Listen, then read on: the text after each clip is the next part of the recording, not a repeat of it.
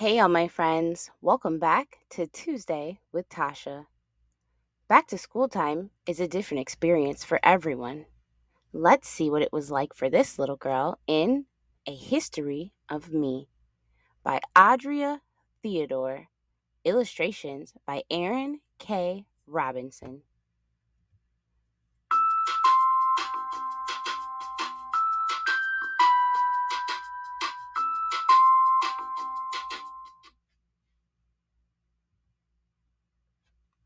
A History of Me.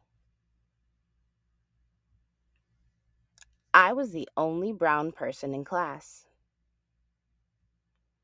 So when we talked about slavery, I could feel every eye staring at me behind my back. When the teacher talked about picking cotton and slave shacks and sisters being sold away separately, I wanted to slide out of my seat and onto the floor and drift out the door. My mom had told me before that her great great grandmother on her mother's side was born enslaved, but she died young, so we didn't know much about her. And so I should be grateful to go to school and learn. I was. I loved to learn, but I was the only brown person in class when we talked about the struggle for civil rights in America, and Martin Luther King Jr., and marches, and police dogs, and water cannons. On the playground, some girls giggled and whispered and giggled some more, and pointed at me and looked away when I looked at them.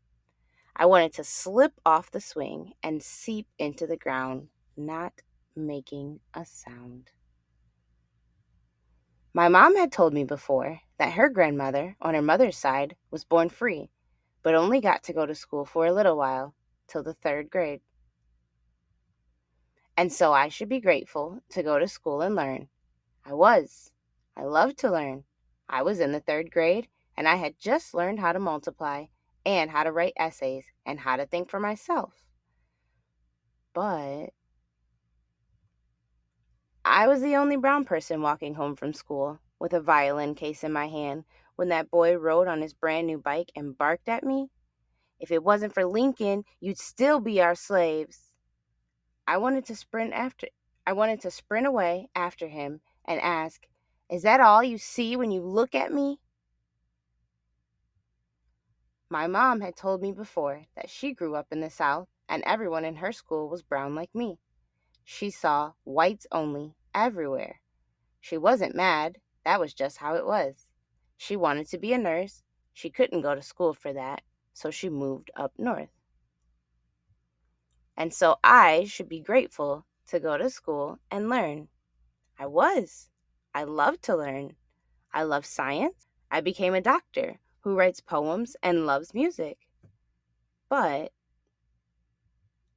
my daughter was the only brown person in her class when they talked about slavery and when they talked about civil rights. I told her that I was the only brown person in my class, too.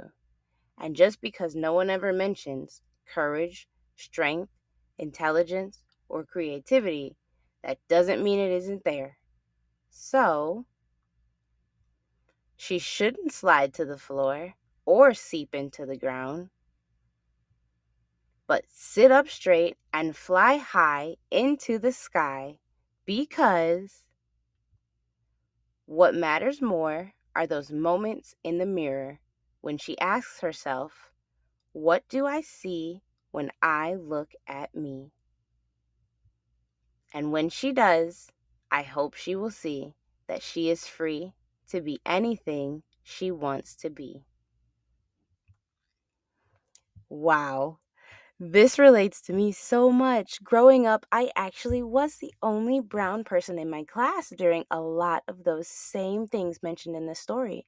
And sometimes it was a bit lonely. Sometimes I was a bit confused. So it's good to let your children know. It's good to talk to your parents if you are the only brown person in class and kind of say, "Did you have this experience?" And let them know what your experience is like, because we should always talk about our feelings, because that's how we can remain free to be anything we want to be.